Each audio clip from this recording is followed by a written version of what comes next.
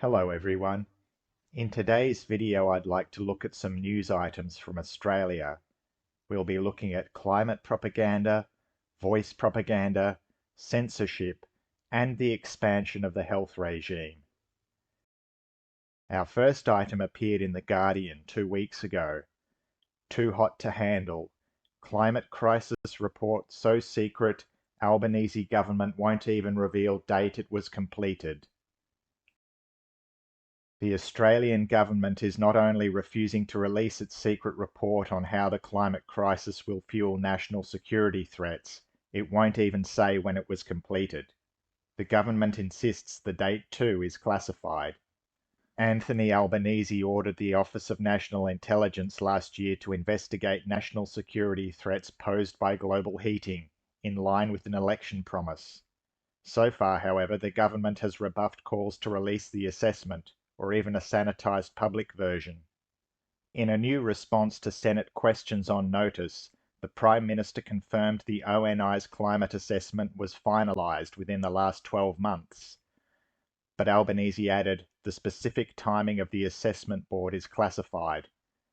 5 other questions from Greens Defence spokesperson David Shoebridge were answered with an identical response. The content and judgments of the assessment are classified.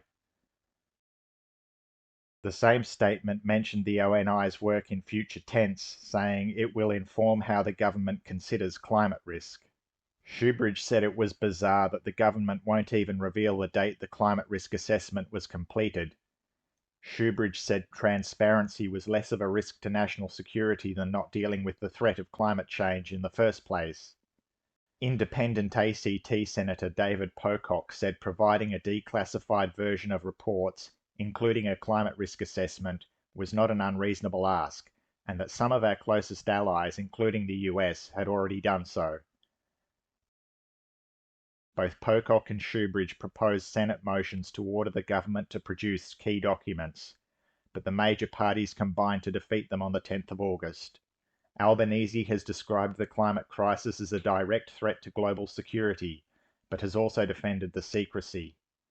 In 2021, the US intelligence community released a report that warned, intensifying physical effects will exacerbate geopolitical flashpoints, particularly after 2030, and key countries and regions will face increasing risks of instability and need for humanitarian assistance. This is all theatre to give the government's climate crisis report the allure of forbidden fruit, so that the public will want to know what's in it. It gives the illusion that the climate crisis is indeed very grave if the public can't be trusted with the truth. The government wants to release the report, but it wants the public to demand its release, and the public will believe the propaganda because they had to fight so hard to get it.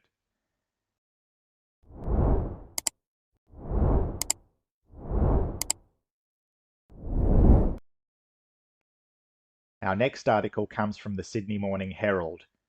Government concedes bonds will be hit by climate in legal settlement.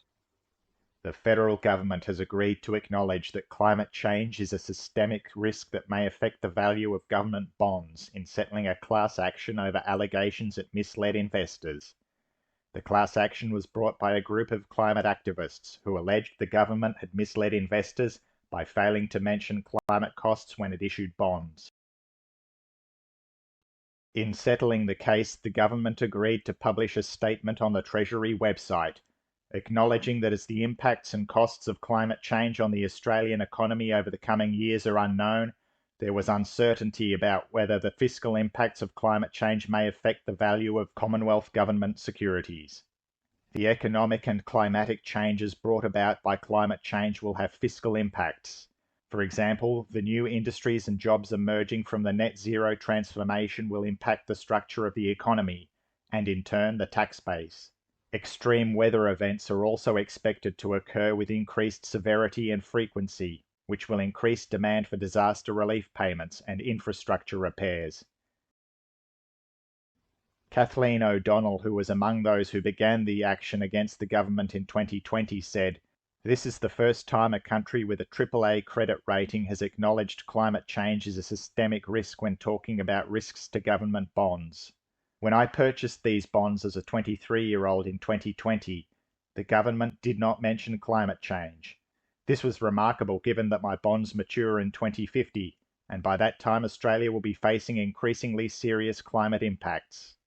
The settlement is an important recognition in the context of recent research that suggests Australia risks losing its AAA credit rating due to climate change. The case is part of a legal action in Australia and around the world in which litigants have sought to use the courts to force government and private sector to increase action on climate change. Australia is second only to the United States in climate-related legal action, according to research by the Grantham Research Institute on Climate Change and the Environment last year. The research showed that a total of 124 climate change-related legal cases have been launched in Australia, more than the United Kingdom, which had seen 83 cases, and the entire European Union, which had 60. Dr. Anita Forster, a climate law specialist at Monash University, said cases like this had played a particularly significant role in Australia when there was a reluctance by former federal governments to raise climate ambition or engage actively in climate policy and law. I find the timing of this article suspicious. Australia faces a recession and the possible return of lockdowns. Government spending is likely to increase. We are being prepared for a default on government debt, which will usher in a financial reset. The article hints that more climate-related legal action is on the way. I think we can expect to see more institutions and businesses become conduits of climate propaganda, as they are forced to put disclaimers and warnings on their products. It will be much like 2020, when every business had signs in their windows promoting COVID orthodoxy, reminding customers to wear a mask, socially distance, and sanitize their hands. They want to create a world in which you will be bombarded with climate propaganda wherever you go. Next up, we have another piece from The Guardian. Democracies face truth decay as AI blurs fact and fiction, warns head of Australia's military. Australia's top military leader has warned that democracies will be vulnerable to truth decay, as artificial intelligence tools eventually leave citizens struggling to sift fact from fiction. General Angus Campbell, Chief of the Australian Defence Force, accused Russia of wielding disinformation as a weapon of statecraft in the United States and the United Kingdom. Such campaigns could increasingly be used to fracture the trust that binds us. Addressing an Australian Strategic Policy Institute conference on Thursday evening, Campbell said rapid advances in technology were occurring at the same time as increasing great power competition. Today we are more connected and have more access to more information than any other time in history, and also more disinformation, Campbell told the Australian Strategic Policy Institute. Healthy and functioning societies such as ours depend upon a well-informed and engaged citizenry. Unfortunately, it is often said, we are increasingly living in a post-truth world, where perceptions and emotions often trump facts. The Russian Federation wielded disinformation as a weapon of statecraft in the lead-up to the 2016 US presidential election and the Brexit referendum, he said. How is this a matter for the Australian military? Why is it so important to the establishment that Australians believe the 2016 election and Brexit referendum results were the result of Russian disinformation? While the overarching intent of the Soviet and Russian disinformation campaigns were the same, what sets them apart is the Russian Federation's use of novel technologies to enhance the scale, speed, and spread of their efforts. By feeding and amplifying untruths and fake news on social media via the use of bots, troll farms, and fake online personas, the Russians attacked American and British democracy, highlighting distrust, sowing discord, and undermining faith in key institutions. Taken to their extremes, Campbell said, such operations had the potential to fracture and fragment entire societies, so that they no longer possess the collective will to resist an adversary's intentions. He said the emergence of AI-enabled deepfakes were further complicating people's ability to perceive reality, would become increasingly sophisticated, and had obvious risks to national security when they impersonated leading public officials. Campbell warned that as generative AI systems matured, there may come a time when it is impossible for the average person to distinguish fact from fiction. This tech future may accelerate truth decay, greatly challenging the quality of what we call public common sense, seriously damaging public confidence in elected officials, and undermining the trust that binds us.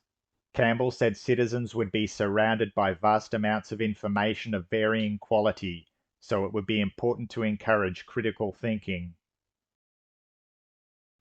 He did not give any current Australian examples of disinformation campaigns, but discussing broader implications for the ADF, he said uncertainty was the bedfellow of timidity, the perfect foundation from which others may win without fighting.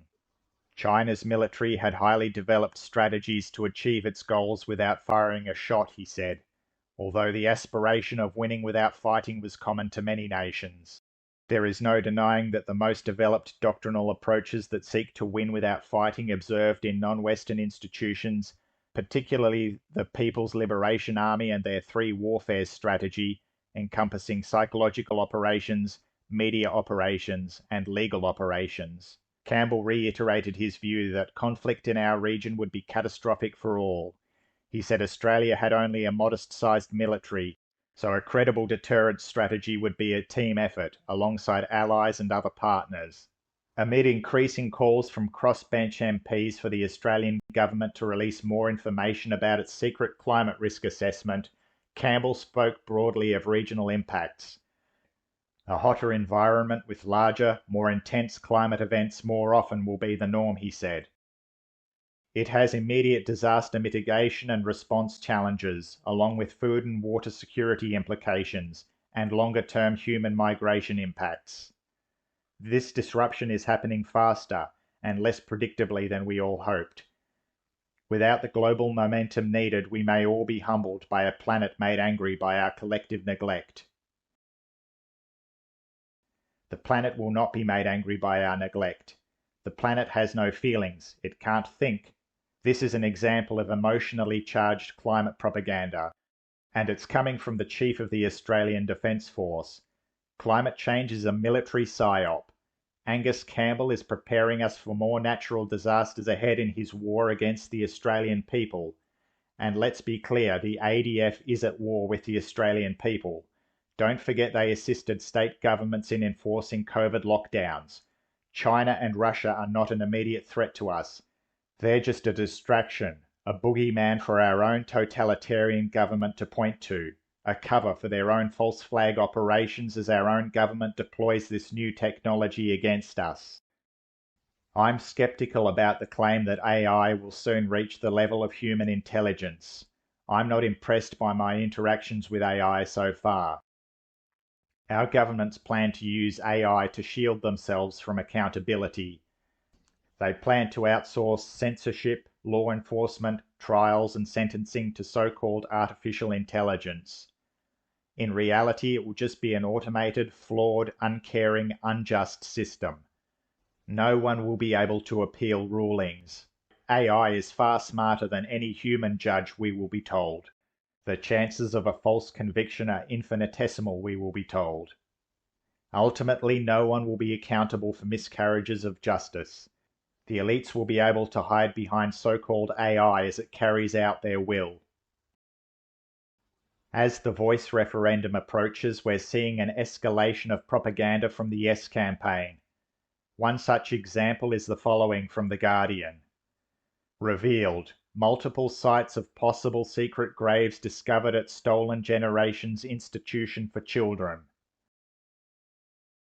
Multiple sites of possible secret or clandestine burials have been discovered on the grounds of one of the most violent and abusive institutions of the Stolen Generations era, Conchila Aboriginal Boys Training Home, on the north coast of New South Wales. At least 9 suspicious sites of possible graves have been identified by experts surveying the area using ground-penetrating radar, Guardian Australia can reveal. The New South Wales government is aware of the discovery and received a report on the survey 6 months ago. The report highlighted high-priority anomalies in the ground at the home, which shows signal patterns that in other contexts have proven to be human burials and cannot be explained by other information sources. Some evidence supports the use of cadaver dogs in finding buried human remains, the report said. The report added there is a possibility that graves may occur in other areas not already investigated. It recommended further physical searches of the entire property near the town of Kempsey. If human remains are found in those areas, the report said, they would likely be of the clandestine burial type and not typical Christian burials. It is understood the report's authors urge caution about interpreting the results, as some of the anomalies could be archaeological as well as forensic. If forensic, that is less than 100 years old, police would need to be called in. However, the authors note that the only way to determine for sure if there are bodies buried on the site is to excavate. The survivor organisation Conchila Boys Home Aboriginal Corporation is calling on the New South Wales and federal governments to urgently fund further searches of the entire property. They also want excavation at the high priority areas to determine whether some may be children who died at Conchila and were buried in secret. The report was prepared by archaeologists for the New South Wales government at the request of the Conchila survivors, who have long maintained that Aboriginal boys died at the home, either as a result of brutal physical punishment and neglect or because they may have met with foul play. During World War I, the British government launched a propaganda campaign as part of its recruitment drive. It issued posters featuring Lord Kitchener pointing at the viewer, with the slogan, "Your country needs you." When the US joined the war, they issued similar posters, instead featuring Uncle Sam pointing at the viewer, with the modified slogan, "I want you." Propaganda campaigns that prove successful in one country are often adopted by others. It seems Australia is recycling Canada's mass graves hoax, launched in the lead-up to a federal election to distract from human rights abuses perpetrated under Canada's COVID regime. The Voice referendum is itself theatre to distract from the abuses perpetrated under Australia's COVID regime. The story is being brought to our attention now in a transparent attempt to bolster support for the Yes campaign. It is designed to evoke sympathy and paint opponents of the Voice as genocide deniers. The article continues with sad stories intended to inflame the reader. Survivors recall being referred to by a number, not their names. They were flogged or chained to a tree overnight for wetting the bed. They were told they weren't Aboriginal, that their families didn't want them, or their parents were dead. I won't read the rest of the article, I'll leave a link down below. I don't doubt the children in the Conchila Boys Home were mistreated. Mistreatment was common in orphanages, boarding schools and children's homes, and still is in the foster system. But was it based on race, and does it amount to genocide? It's important to note that these allegations are couched in conditional language. 9 suspicious sites of possible graves. The report highlighted anomalies. There is a possibility graves may occur. No concrete evidence is presented, and so far not a single body has been found. In the case of Canada's mass graves hoax, it was the headlines that were important.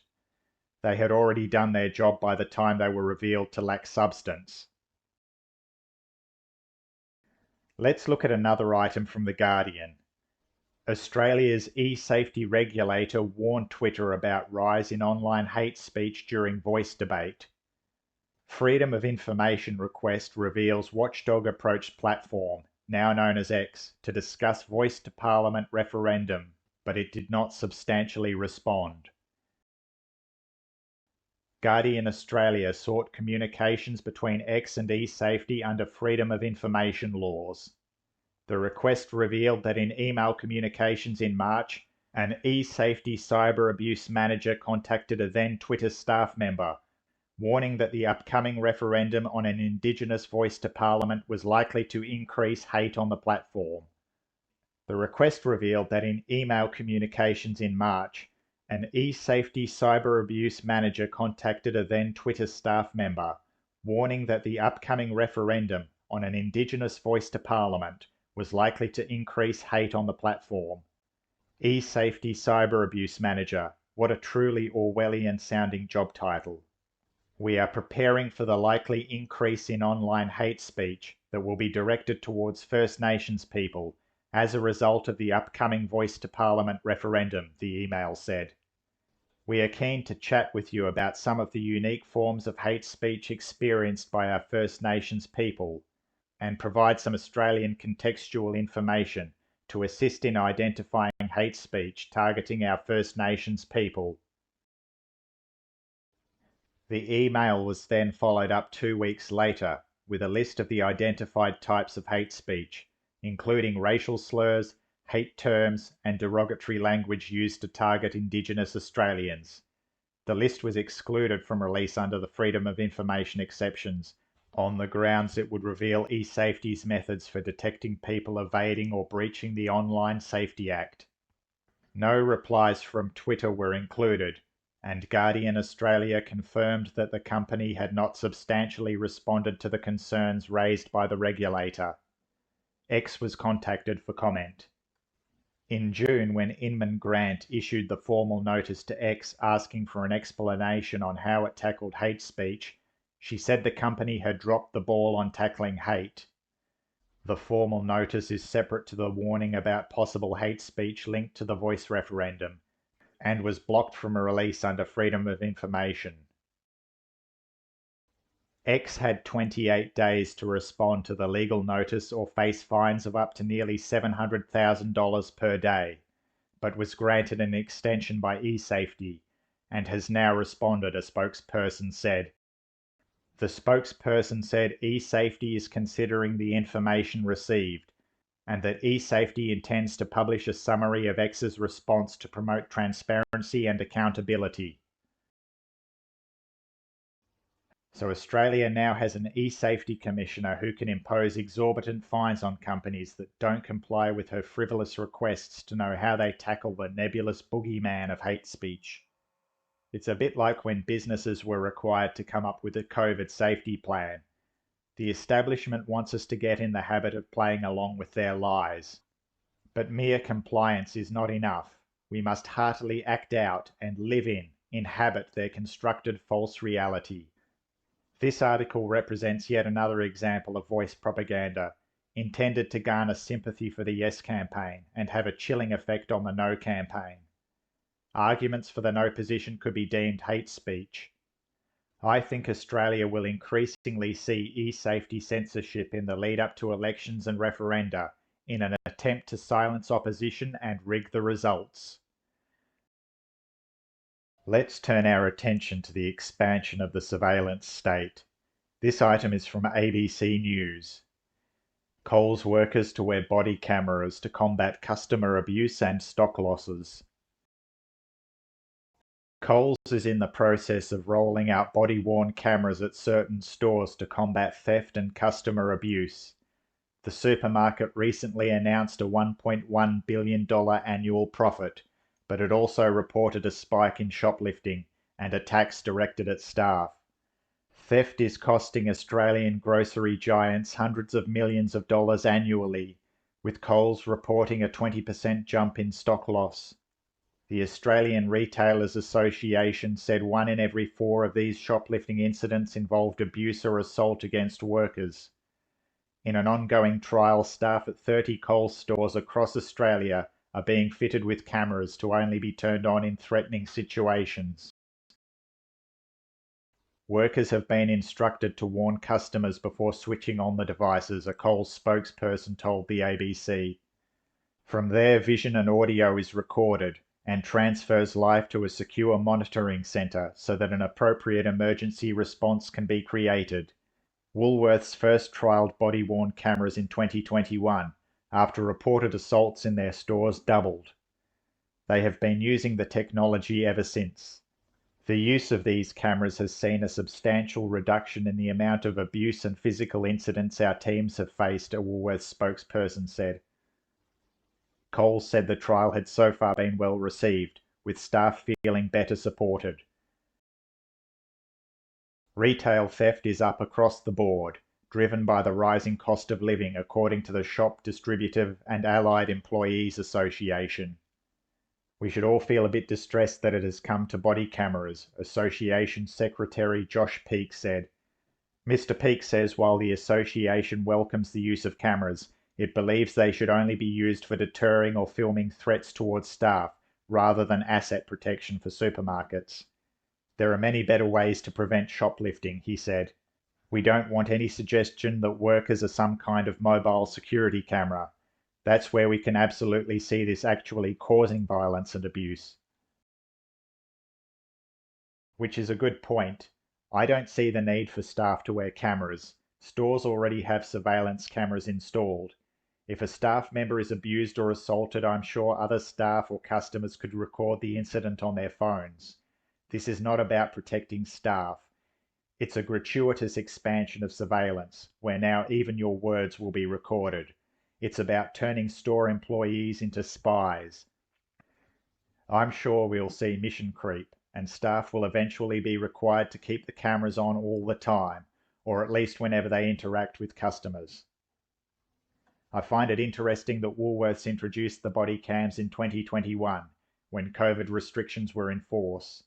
I suspect that many employees were getting flack for enforcing mask mandates and other restrictions.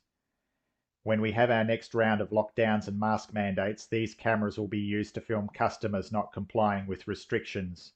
It is also worth noting that the so-called cost of living crisis and resulting rise in shoplifting was engineered by money printing during lockdown. Inflation and financial hardship is a feature, not a bug. It gives businesses the excuse to introduce body cams, which will conveniently be in place when restrictions come around again. Let's now turn our attention to the expanding health regime. From IT News. Government sets 2024 target to get more data into My Health Record. Pathology and diagnostic imaging providers face new legal obligations. The government intends to place legal obligations on diagnostic imaging and pathology providers to upload reports to My Health Record from December 2024, with limited exceptions. The timeline was unveiled Friday, as the government moved ahead with plans to modernise parts of Australia's personally controlled electronic health record, in line with a task force recommendation. The modernisation was backed with $429 million over 2 years in the most recent federal budget. While most general practitioners and pharmacies use My Health Record, that tapers off substantially for pathology reports and diagnostic imaging. The government said currently only half of pathology reports and 1 in 5 diagnostic imaging reports are shared to My Health Record. That is set to change from next year, and the government is hoping that health providers will start their planning now. By the 30th of June 2024, diagnostic imaging and pathology providers should be uploading patient results to My Health Record, the Department of Health and Aged Care said in a consultation. It is expected that legal obligations to upload results will be in place from December 2024. This initiative will make it a rule for public and private pathology and diagnostic imaging organisations to share reports to My Health Record by default. It added that patients are likely to be afforded some control. I don't like the word likely. It implies that patients might not be afforded control of their data. There will be situations where healthcare providers can't or won't have to share diagnostic imaging or pathology results. For example, when a customer asks for their results not to be shared, the department said. However, these will be the exception and not the rule. The federal government is making a grab for more of your private medical data, and we saw how the government weaponized medical data through the introduction of vaccine mandates. I don't see how any good can come of the government having more health data. They have no right to it, it's none of their business. It's my responsibility to manage my own health records. Interestingly, when I was on the phone to opt out of My Health Record, the operator asked for my reason, and when I said I didn't think the government should have access to our personal medical records, she laughed. These people have no respect for your rights or privacy. When Craig Kelly was still a member of the Liberal Party, he recommended that anyone concerned about the introduction of vaccine mandates fill out Form IM017 and send it to the Australian Immunisation Register. This would prevent them from disclosing your vaccination history to third parties, making it difficult for anyone to verify your vaccination status. Apparently, Craig Kelly had received this advice from the Health Minister. I filled out one of those forms and sent it by registered mail. I never heard back from the register, although they apparently received my form.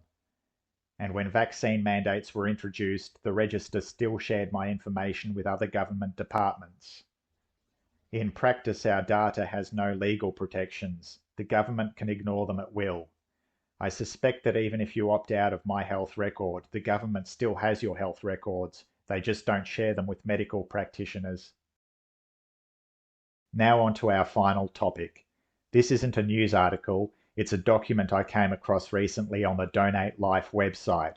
It's titled Organ and Tissue Donation Opt-in and Opt-out Consent Systems. What's the difference? It has two columns. The left column has the heading Australia's Opt-in Consent System.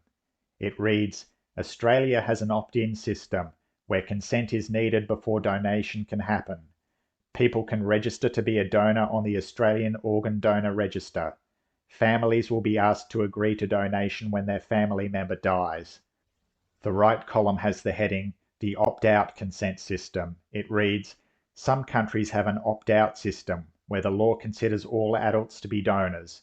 If a person does not want to be a donor, they need to communicate this, usually on a register. In most countries with an opt-out system, donation will still not happen if the family objects. The document explains, in both systems, families are approached before organ and tissue donation proceeds. In both systems, the priority of doctors and nurses is to care for patients and support their families as they come to terms with the death of their loved one and make a choice about organ and tissue donation. Families are involved in both systems to provide information about their loved one's health before they died. This will help determine transplant suitability. Further down it states, some people believe that changing to an opt-out system will result in many more organ donors in Australia. However, changing the legal system will not increase the number of people who die in a way that allows them to become a donor. Why do they even bother to explain the opt-out system when Australia has an opt-in system? My health record began as an opt-in system and changed to an opt-out system. It seems that the government is paving the way to make organ donation opt-out. This document is obviously propaganda to prepare people for the change. It portrays both systems as virtually the same. Why not make organ donation opt-out and increase the number of donors? It is yet another example of the continued expansion of the health regime in Australia. Thank you for watching. I hope you enjoyed today's video. I am trying to improve the quality of my videos. I'm on a steep learning curve at the moment. I'll be back again soon. Until then, goodbye. Please remember to like, subscribe and share.